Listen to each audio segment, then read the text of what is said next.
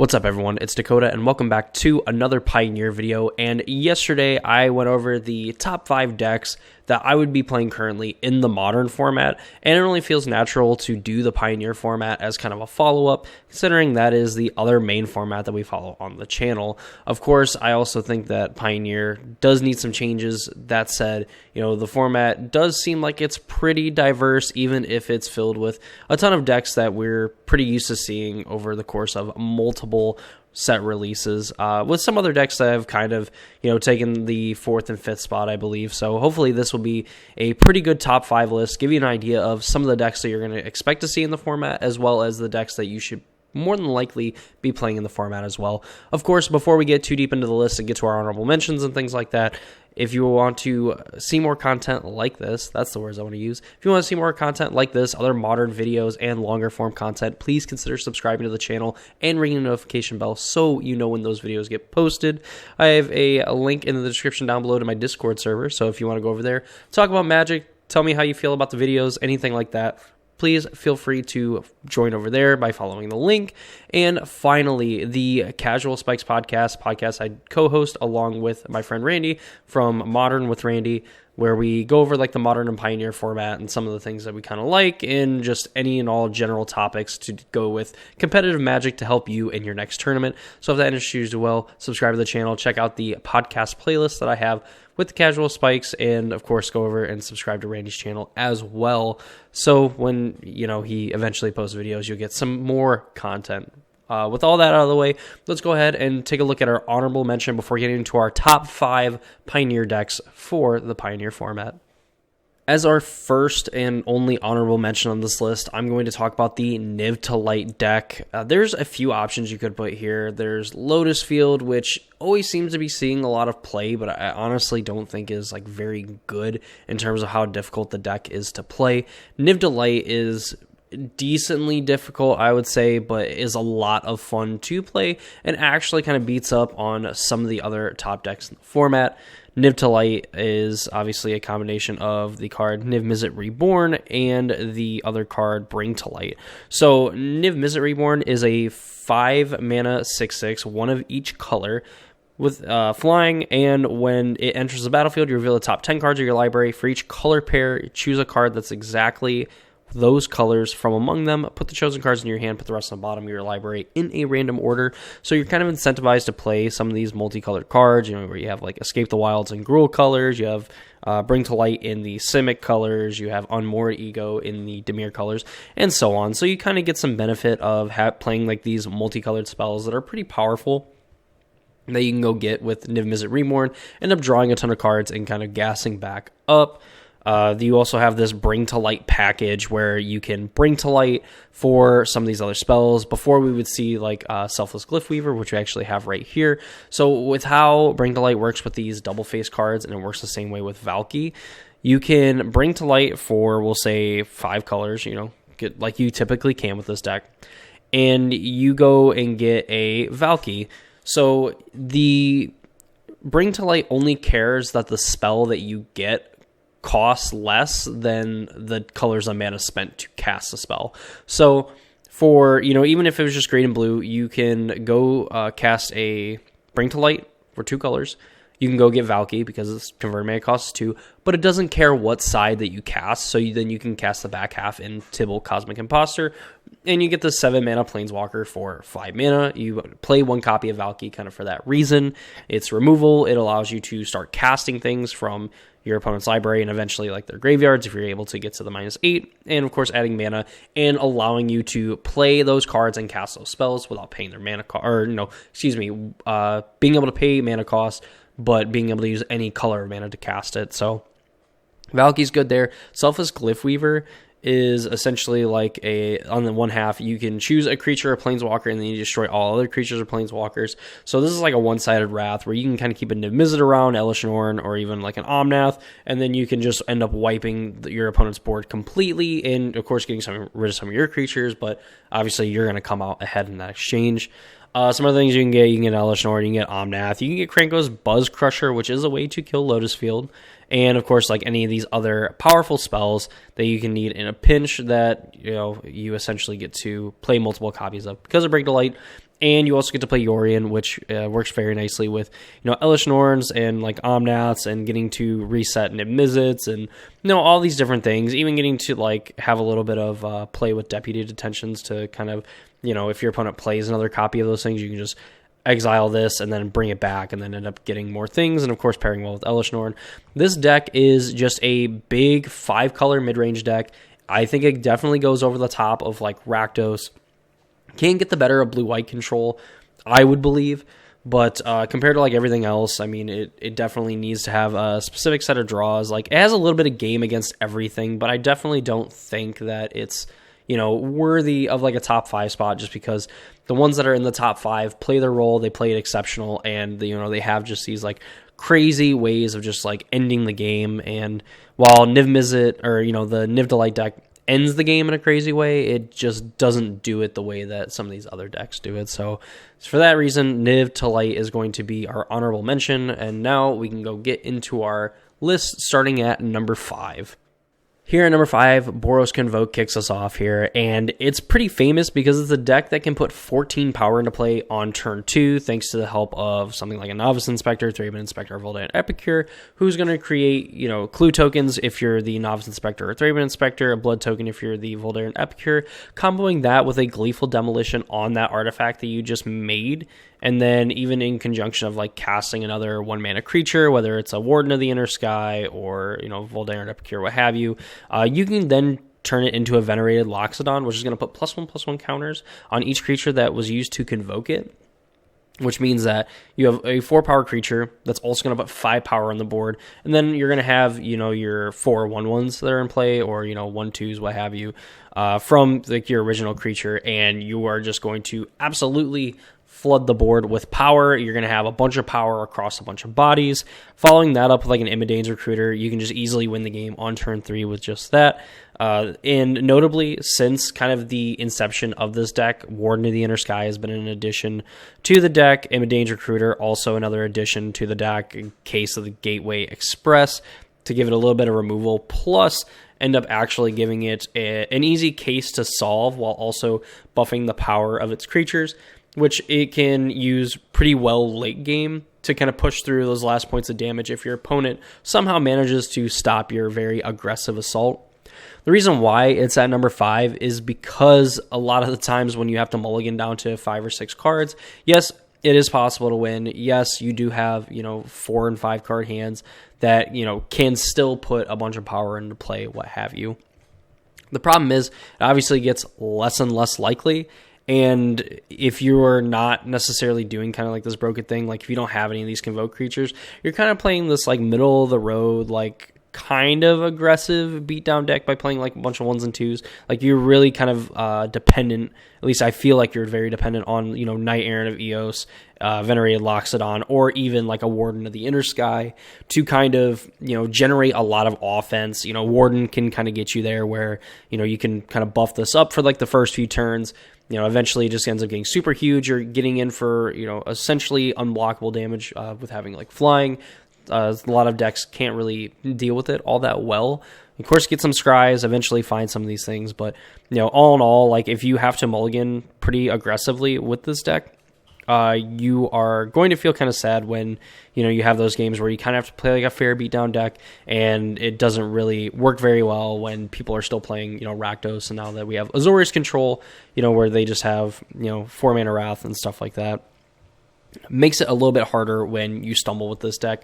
That said, of course, it is here because when it's good, it's great. Just sometimes when it's bad, it feels pretty bad. And so, unfortunately, for Boros Convoke, it's here at the 5 spot. So let's go ahead and jump over to our number 4 deck for the Pioneer format. At number 4, we have Abzan Amelia Combo. Now, I love this deck a lot more than what I have it placed at. I just think that this is probably the appropriate place for it, given what's going on. We talk about the Boros Convoke deck getting to put 14 power to play on turn 2 and have the potential to win on turn 3. This deck, with barring any interaction from your opponent, like if they're not able to remove your main piece of winning the game in Amelia, you end up winning the game on the spot. So the combo essentially in the deck is you have Amelia plus a Wild Growth Walker, and you just either explore or you gain life, and you kind of trigger them both back and forth. Amelia says whenever you gain life, it explores, and then you destroy all other creatures if its power is exactly 20. And then Wild Growth Walker says whenever you explore, you put a +1/+1 counter on Wild Growth Walker, and you gain 3 life. So you kind of trigger the loop there. You have things like Lunarch Veteran, so when you play Lunarch Veteran on 1, turn 2 you play an Amelia, you're able to explore, maybe dig towards a Wild Growth Walker. And then you play the Wild Growth Walker, you're going to gain a life from the Lunarch Veteran, which is going to then trigger the Amelia, which is then going to trigger the Wild Growth Walker. And you're going to keep going until Amelia gets like 20 power, and you can just swing with it that turn and win the game. Before, you would see cards like Dina, where you could your creatures would die. You would end up getting some draining in there as well. Lunarch Veteran, you also gain some life too if you played the Luminous Phantom from your graveyard. But this, evolution of the deck in particular plays a little bit grindier. It has some elements like with Kellen Daring Traveler to make map tokens. Same thing with Sentinel of the Nameless City, where you can kind of play this more mid-rangey game where Wild Growth Walker can just kind of gain you a ton of life and like swing races. And the fact that this thing can get pretty big, when you're exploring a few times a turn. And then on top of that too, if you manage to combo, you end up gaining a ton of life in that way because of Wild Growth Walker, and it opens up the door for Aetherflux Reservoir. Well, it's never come up in a game where I've just played this on turn 4 and then just cast a bunch of spells and everything to try to gain a ton of life or anything like that. It has come in handy where if your opponent is able to answer the Amelia, you force them to come up with 2 answers. It's like, I'm going to attack with Amelia, and you have to be able to kill it. And, if you try to tap low to try to block it or anything, to come up with some way of dealing with it, especially since there is scenarios like Quarter Calling Collected Company, you can set this up on the end step and put even more pressure on your opponent to deal with what's going on. Aetherflux Reservoir is the way that we can kind of clean it up and win the game that way. When you're milling all these cards, you're kind of looking for a return to the ranks to either reset the combo or getting an Aetherflux Reservoir. So you can just pay 50 life, 50 your opponent, call it a day. Overall, this deck is very powerful, and it has those kind of explosive plays that your opponent really doesn't want to spend their removal spells on some of these other dorks. They want to kind of save it for the Amelia, but then you kind of like Yawgmoth in the early times of it being kind of like that tier 2 to tier 1.5 deck in Modern. It plays like a beatdown deck, and thanks to cards like Sentinel of the Nameless City, getting Extraction Specialist to get some of these other cards back, Wild Growth Walker in conjunction with all these other cards that kind of want to explore and everything, this deck does and can play very aggressive, as well as kind of like a semi kind of big beat down, kind of mid-range deck. Of course, you give Chords Collected Companies to kind of get more of these powerful creatures into play and kind of further your advantage that way. That said, again, when to me, the top 3 decks in the format are pretty favorable against this deck as a whole.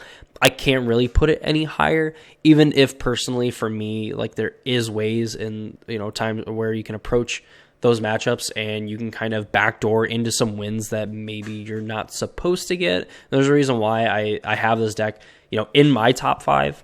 But I think overall, I don't think I can put it higher just from, the theoreticals and how the matchups should go mainly. So Amelia, unfortunately, is at 4, but, personally in my heart, she's probably number 1. So with that said, let's go ahead and take a look at our number 3 deck for the Pioneer format.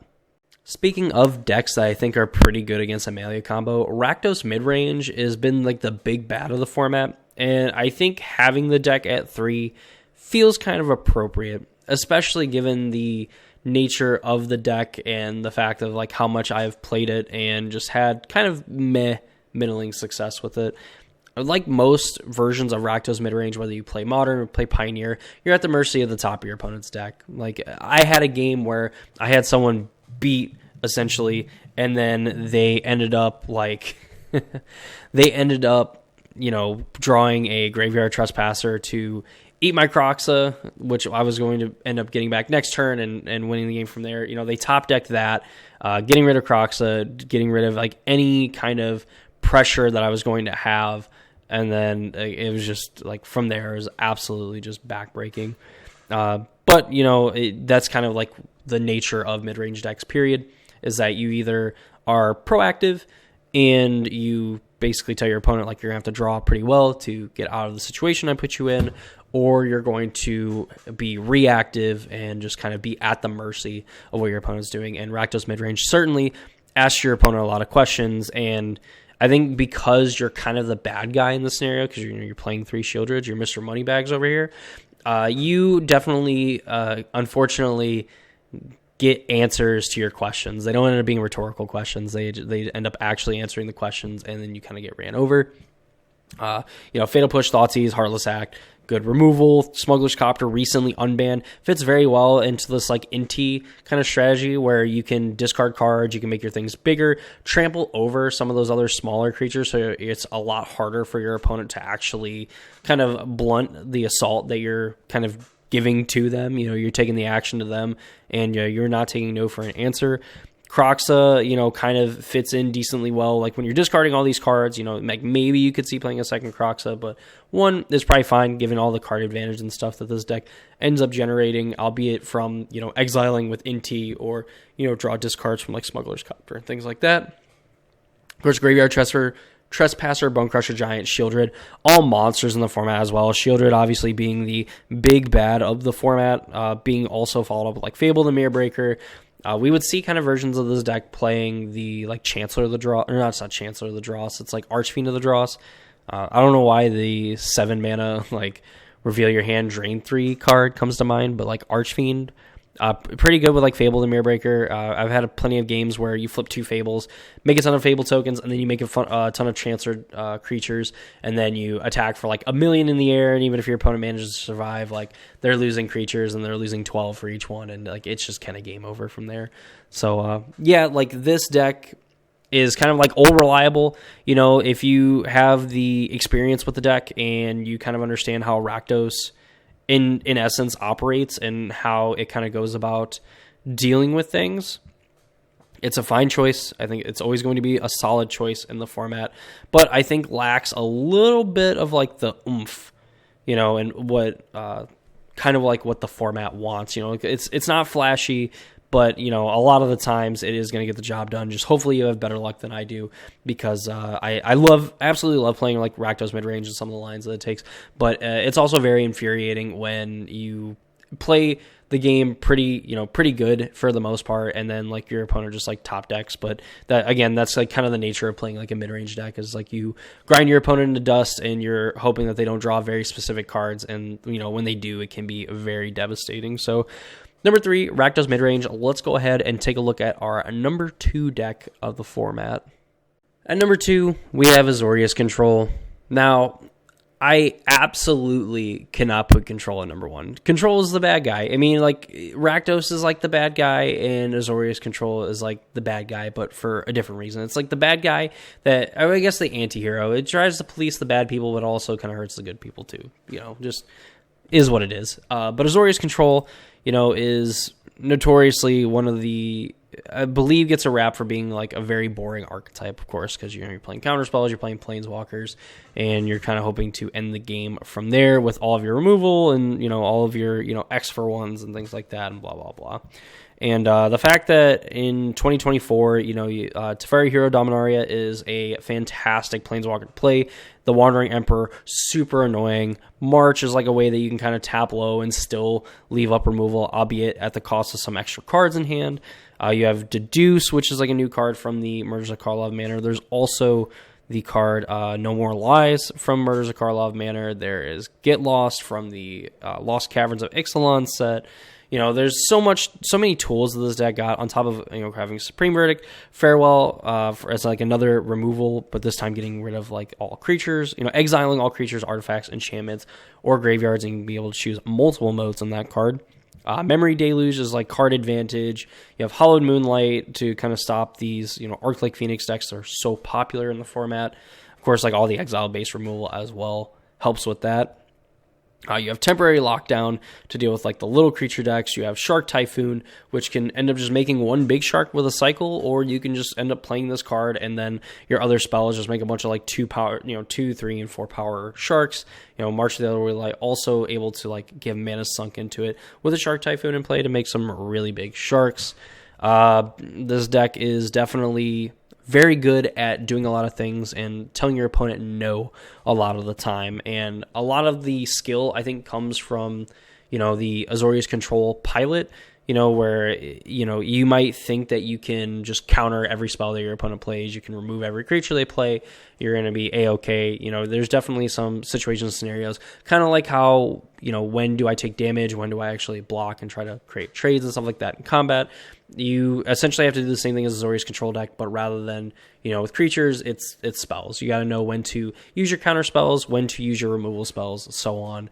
And, Azorius Control is definitely I would say a skill-intensive deck, but definitely as the format stands right now, I think is very, very rewarding to pick up and play. I mean, I wouldn't necessarily think of myself as a very good Azorius Control player, but definitely the times that I do pick up Control, I'm able to, perform very well with it with just a little bit of, play testing and, again, some understanding of the format as well. So if you definitely dedicate some time and effort into learning Azorius Control and kind of, figuring out some of the scenarios in which you need to react in a certain way or willing to experiment and things like that, Azorius Control is definitely a very rewarding deck and a deck that I would consider playing in the format. Even if it isn't the sexiest option, it's not the most fun, but it is very, very effective. And, again, sits in that camp as like the Rakdos Midrange deck where you're not doing anything super crazy, but, you are having a decent amount of fun kind of telling your opponent no and winning the game for 15 turns by the time they concede. So that's my number 2 deck for the Pioneer format. Let's go ahead, drum roll please, and get to our number 1 deck for the Pioneer format.